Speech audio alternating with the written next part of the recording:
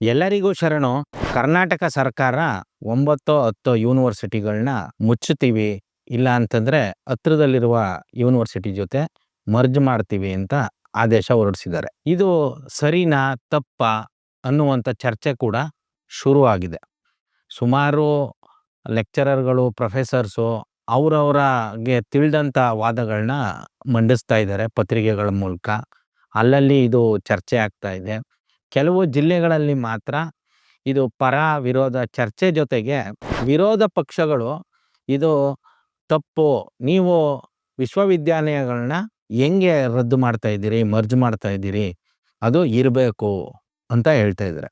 ಆದರೆ ಇಲ್ಲಿ ಕಾಂಗ್ರೆಸ್ ಪಕ್ಷದ ನೇತೃತ್ವದಲ್ಲಿ ಇರುವಂಥ ಸರ್ಕಾರ ಅವ್ರು ಕೊಡ್ತಾ ಇರುವಂಥ ಉತ್ತರ ಏನು, ಯಾಕೆ ನಾವು ರದ್ದು ಮಾಡಿದ್ದೀವಿ ಅಂತ ಅವರು ಉತ್ತರ ಕೊಡ್ತಾ ಇದ್ದಾರೆ ಅಂದರೆ, BJP ಸರ್ಕಾರ ತರಾತುರಿಲಿ ಯಾವುದೇ ಒಂದು ವಿಚಾರನ ಪರಿಶೀಲನೆ ಮಾಡ್ದೇನೆ ಸುಮ್ಮನೆ ಜಿಲ್ಲೆಗೊಂದು ಯೂನಿವರ್ಸಿಟಿ ಅಂತ ಅನೌನ್ಸ್ ಮಾಡಿದ್ದಾರೆ.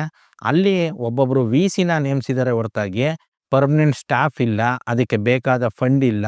ಮತ್ತು ಒಂದು ಯೂನಿವರ್ಸಿಟಿ ಅಂತಂದರೆ ಅಲ್ಲಿ 100 ಎಕರೆ 1000 ಎಕರೆ ಇರಬೇಕು, 100 ಎಕರೆ ಕೂಡ ಜಮೀನ ಅಲಾಟ್ ಮಾಡ್ದೇನೆ ಮಾಡಿದ್ದಾರೆ.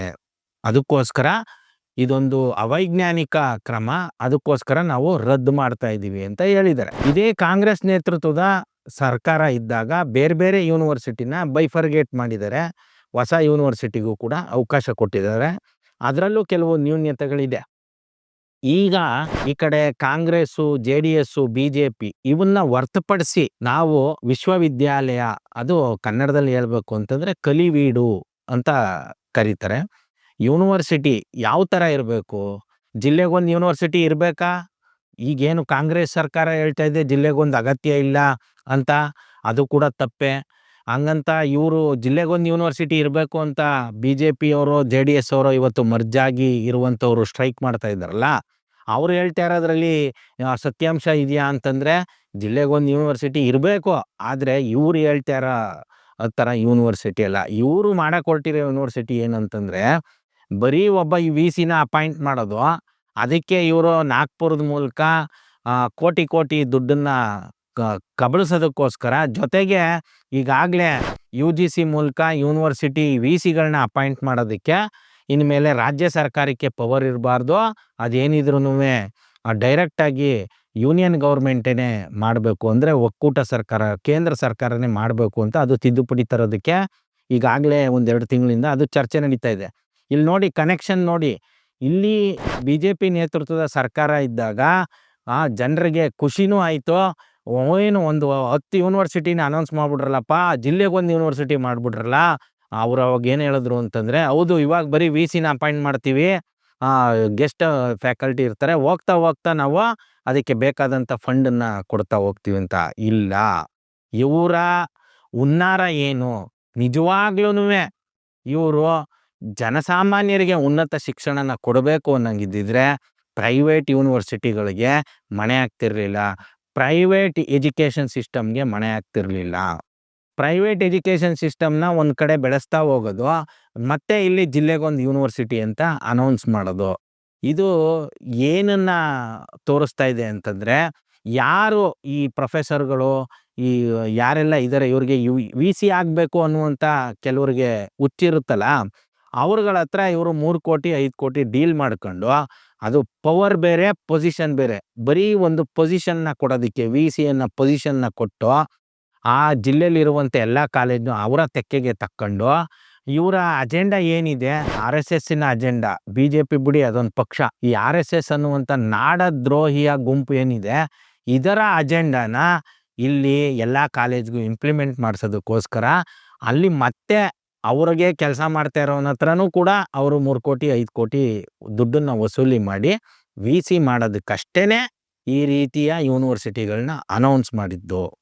ಈಗ ಕಾಂಗ್ರೆಸ್ ಅವರು ಮಾಡಬೇಕಾಗಿರೋದು ಅವನ್ನ ರದ್ದು ಮಾಡೋದು ಅಂತಲ್ಲ, ಅದನ್ನು ವೈಜ್ಞಾನಿಕವಾಗಿ ಇವರು ಇಂಪ್ಲಿಮೆಂಟ್ ಮಾಡಬೇಕು. ಆದರೆ ಅವರು ಅದನ್ನು ಮಾಡಲ್ಲ. ಯಾಕಂದರೆ ಇವರು ಕೂಡ ಖಾಸಗಿ ಶಿಕ್ಷಣ ಸಂಸ್ಥೆಗಳಿಗೆ ಇವರು ಪಿತಾಮಹ. ಇವರು ಕೂಡ ಏನು ಪ್ರೈವೇಟ್ ಎಜುಕೇಷನ್ ಸಿಸ್ಟಮ್ ಇದೆ, ಇವರ ಮಂತ್ರಿಗಳೇನೆ, ಇವರ MLAಗಳೇನೆ, ಇವ್ರುಗಳ ಹೆಸರಲ್ಲೇ ಸಾಕಷ್ಟು ಪ್ರೈವೇಟ್ ಎಜುಕೇಷನ್ನು ಇವತ್ತು ದಂಧೆ ನಡೀತಾ ಇರುವಂಥದ್ದು. ಅದಕ್ಕೆ ಪೆಟ್ಟು ಬೀಳಬಾರ್ದು ಅಂತ ಅವರು ಇದು ಅಸಮರ್ಪಕ ಅನ್ನುವ ಕಾರಣನ ಇಟ್ಕೊಂಡು ರದ್ದು ಮಾಡಿಬಿಟ್ರು. ಈಗ ನಾವು ಜನಸಾಮಾನ್ಯರಾಗ್ಬೋದು, ಇಲ್ಲ ನಾವೇನು ಚಳುವಳಿ ನಡೆಸುವಂಥವ್ರೋ, ಹೋರಾಟ ನಡೆಸುವಂಥವ್ರೋ, ಸಂಘಟನೆ ನಡೆಸುವಂಥವ್ರೋ ಮಾಡಬೇಕಾಗಿರೋದು ಏನು? ಈ ಯೂನಿವರ್ಸಿಟಿಗಳ ವಿಚಾರದಲ್ಲಿ ಈ ಪಕ್ಷಗಳು ಏನು ಅವರ ಓಟ್‌ಗೋಸ್ಕರನೋ ಇಲ್ಲ ಅವರ ಸೀಟ್‌ಗೋಸ್ಕರನೋ ಅವರು ಬಂಡವಾಳ ಹಾಕಿರೋದನ್ನ ವಾಪಸ್ ತಗೊಳ್ಳೋದಕ್ಕೆ ಈ ಒಂದು ವಿ.ಸಿ ಪೋಸ್ಟ್‌ಗಳನ್ನ ಹರಾಜು ಹಾಕೊಳ್ತಾ ಇದ್ದಾರೆ, ಮಾರ್ಕೊಳ್ತಾ ಇದ್ದಾರೆ. ಇಂಥ ವಿಚಾರಗಳ ಜೊತೆಗೆ ನಾವು ಮಾತಾಡಬೇಕಾಗಿರೋದು, ಮತ್ತೆ ನಾವು ಇಲ್ಲಿ ಯೂನಿವರ್ಸಿಟಿಗಳನ್ನ ಸ್ಥಾಪನೆ ಮಾಡಬೇಕಾಗಿರೋದು ಯಾವ ರೀತಿಯ ಯೂನಿವರ್ಸಿಟಿ ಅಂದರೆ, ಜಿಲ್ಲೆಗೊಂದು ಯೂನಿವರ್ಸಿಟಿ ಖಂಡಿತವಾಗ್ಲೂ ಬೇಕು. ಆದರೆ ಈ ಯೂನಿವರ್ಸಿಟಿ ಅಂಡರೇನೆ ಆ ಜಿಲ್ಲೆಯಲ್ಲಿ ಬರುವಂಥ ಪ್ರತಿಯೊಂದು ಶಿಕ್ಷಣನೂ ಅದರಡಿಲೇ ಬರಬೇಕು. ಅದು ಇಂಜಿನಿಯರಿಂಗ್ ಆಗ್ಬೋದು, ಮೆಡಿಕಲ್ ಆಗ್ಬೋದು, ಅಗ್ರಿಕಲ್ಚರ್ ಆಗ್ಬೋದು, ವೆಟರ್ನರಿ ಸೈನ್ಸ್ ಆಗ್ಬೋದು, ಆರ್ಟ್ಸ್ ಆಗ್ಬೋದು, ಸೈನ್ಸ್ ಆಗ್ಬೋದು, ಕಾಮರ್ಸ್ ಆಗ್ಬೋದು, ಪ್ಯಾರಾಮೆಡಿಕಲ್ ಆಗ್ಬೋದು, ಪ್ರತಿಯೊಂದೂನುವೆ ಜೊತೆಗೆ ಎಲ್ಲವೂ ಅದರ ಅಡಿಲೇನೆ ಬರಬೇಕು. ಮೊದಲೆಲ್ಲ ಹಂಗೆ ಇದ್ದದ್ದು. ಆಮೇಲೆ ಇವರು ಎಲ್ಲವನ್ನೂ ಛಿದ್ರ ಮಾಡಿ ಇಂಜಿನಿಯರಿಂಗ್ಗೆ ಒಂದು ಯೂನಿವರ್ಸಿಟಿ, ಮೆಡಿಕಲ್ಗೆ ಒಂದು ಯೂನಿವರ್ಸಿಟಿ, ಈ ಥರ ಎಲ್ಲ ಛಿದ್ರ ಮಾಡಿ ಏನೋ ಒಂದು ಉತ್ತಮವಾದ ಒಂದು ಫ್ರೆಂಡ್ಶಿಪ್ ಬೆಳೀತಿತ್ತು ಬೇರೆ ಬೇರೆ ಎಜುಕೇಷನ್ ಅವ್ರ ಮಧ್ಯ. ಮತ್ತೆ ಒಂದು ಸಂವಾದ ಸಾಧ್ಯತೆ ಆಗ್ತಾಯಿತ್ತು, ಚರ್ಚೆಗಳ ಸಾಧ್ಯತೆ ಆಗ್ತಾಯಿತ್ತು, ಒಂದು ಹೊಸ ವಿಚಾರಧಾರೆ ಸಮಾಜಕ್ಕೆ ಸಿಗ್ತಾಯಿತ್ತು. ಅದೆಲ್ಲವನ್ನು ಮುರಿದು ಹಾಕ್ಬಿಟ್ರು. ಜಿಲ್ಲೆಗೊಂದು ಯೂನಿವರ್ಸಿಟಿ ಬೇಕು. ಆ ಯೂನಿವರ್ಸಿಟಿ ಅಂಡರು ಈಗೇನು ಇವ್ರು ಏನು ಮಾಡಿದ್ದಾರೆ, ಆಲ್ ಇಂಡಿಯಾ ಎಕ್ಸಾಮ್ಸು ಇಲ್ಲ ಇನ್ಯಾವುದೋ ಸ್ಟೇಟ್ ಲೆವೆಲ್ ಎಕ್ಸಾಮ್ಸು ಈ ಥರದ್ದನ್ನೆಲ್ಲ ಇಂಜಿನಿಯರಿಂಗ್ಗೆ, ಮೆಡಿಕಲ್ಗೆ, ಲಾಗೆ ಇವನ್ನೆಲ್ಲ ತೆಗೆದಾಕಿ ಆ ಜಿಲ್ಲೆ ಯೂನಿವರ್ಸಿಟಿ ಅದರ ಅಂಡರೇ ಪ್ರತಿಯೊಂದನ್ನು ಬರಬೇಕು. ಮತ್ತು ಆ ಯೂನಿವರ್ಸಿಟಿ ಅಂಡರೇನೆ ಎಲ್ಲ ಎಕ್ಸಾಮ್ಸ್ಗಳೂ ನಡಿಬೇಕು.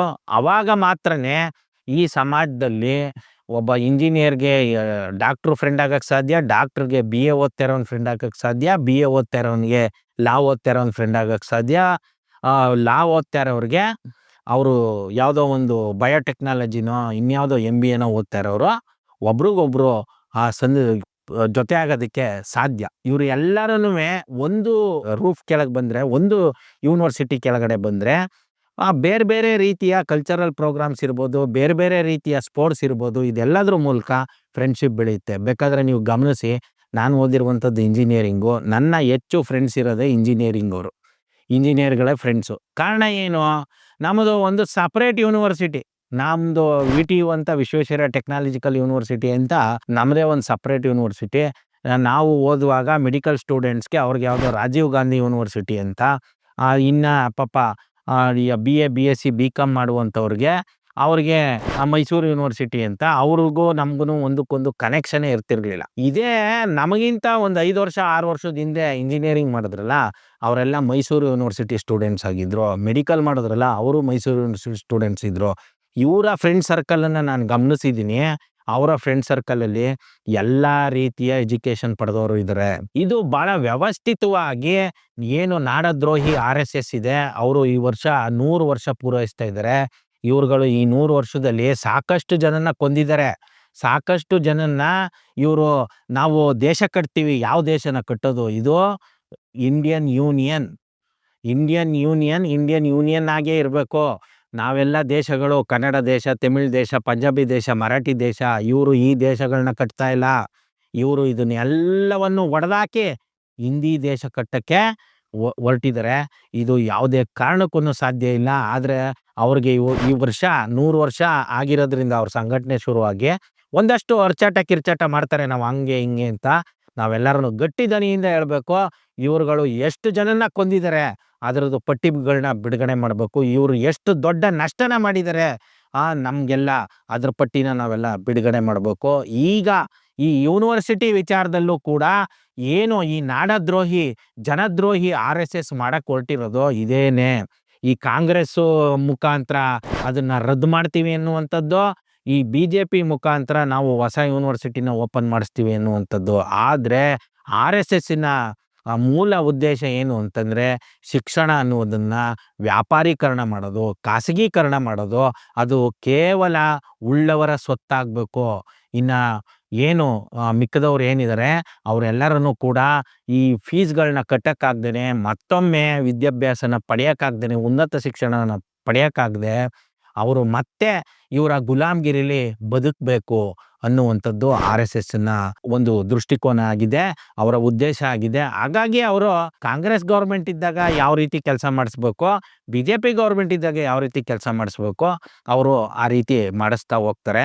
ನಾವು ಸಮಾನತಾವಾದಿಗಳು, ನಾಡು ನುಡಿ ಬೆಳೆಸುವಂಥವ್ರು, ಸಮಾನತೆನ ಬೆಳೆಸುವಂಥವ್ರು, ನಮಗೆ ಸ್ಪಷ್ಟತೆ ಇರಬೇಕು. ಯೂನಿವರ್ಸಿಟಿಗಳು ಜಿಲ್ಲೆಗೊಂದು ಬೇಕು. ಖಂಡಿತವಾಗ್ಲೂ ಯೂನಿವರ್ಸಿಟಿಗಳ ಮುಖಾಂತರನೇ ಒಂದು ಜಿಲ್ಲೆ ಮುನ್ನಡಿಬೇಕು, ಒಂದು ನಾಡು ಮುನ್ನಡಿಬೇಕು. ಏನು DC ಆಫೀಸ್ ಮುಖಾಂತರನೋ ಇಲ್ಲ ವಿಧಾನಸೌಧದ ಮುಖಾಂತರನೋ ಮುನ್ನಡೆಯುತ್ತಲ್ಲ, ಅದಕ್ಕಿಂತ ಹೆಚ್ಚಾಗಿ ಜ್ಞಾನದ ಮೂಲಕ, ಜ್ಞಾನ ಅಂತಂದರೆ ಅರಿವು ಅಂತಂದರೆ ಅದು ಯೂನಿವರ್ಸಿಟಿಗಳಿಂದ ಮಾತ್ರನೇ ಸಾಧ್ಯ. ಈ ಯೂನಿವರ್ಸಿಟಿ ಮುಖಾಂತರನೇ ಆಗಬೇಕು. ಈ ಯೂನಿವರ್ಸಿಟಿಗಳು ಯಾವ ರೀತಿ ಇರಬೇಕು ಅಂತ ಈಗಾಗಲೇ ಹೇಳಿದ್ನಲ್ಲ, ಎಲ್ಲ ಥರದ ಎಜುಕೇಷನು ಅದ್ರ ಅಂಡರೇ ಬರಬೇಕು. ಇಲ್ಲ ಅಂತಂದರೆ ಈ ಯೂನಿವರ್ಸಿಟಿಗಳಿಂದ ಏನೂ ಪ್ರಯೋಜನ ಇಲ್ಲ. ಈ ಯೂನಿವರ್ಸಿಟಿಗಳ ವಿಚಾರದಲ್ಲಿ ನಾವುಗಳು ದಿಕ್ಕು ತಪ್ಪಬಾರ್ದು. ಕಾಂಗ್ರೆಸ್ಸು, JDS, BJP ಅಂತ ಈ ರಾಜಕೀಯ ಪಕ್ಷಗಳು ಅವರ ಓಟ್ಗೋಸ್ಕರ, ಸೀಟ್ಗೋಸ್ಕರ, ದುಡ್ಡುಗೋಸ್ಕರ ನಮ್ಮನ್ನು ದಿಕ್ಕು ತಪ್ಪಿಸ್ತವೆ. ನಾವು ಹೋರಾಟ, ಚಳುವಳಿ, ಸಂಘಟನೆ ಮಾಡುವಂಥವ್ರು ಯಾವುದೇ ಕಾರಣಕ್ಕೂ ದಿಕ್ಕು ತಪ್ಪದೆ ಯಾವುದು ಸರಿ ಅದನ್ನು ನಾವು ಪ್ರತಿಪಾದಿಸ್ತಾ ಅದರ ಜಾರಿಗೋಸ್ಕರ ನಾವು ಶ್ರಮ ಪಡಬೇಕು ಅಂತ ಈ ಮೂಲಕ ಮನವಿ ಮಾಡ್ಕೊಳ್ತಿದ್ದೀನಿ. ಶರಣು. Thank you.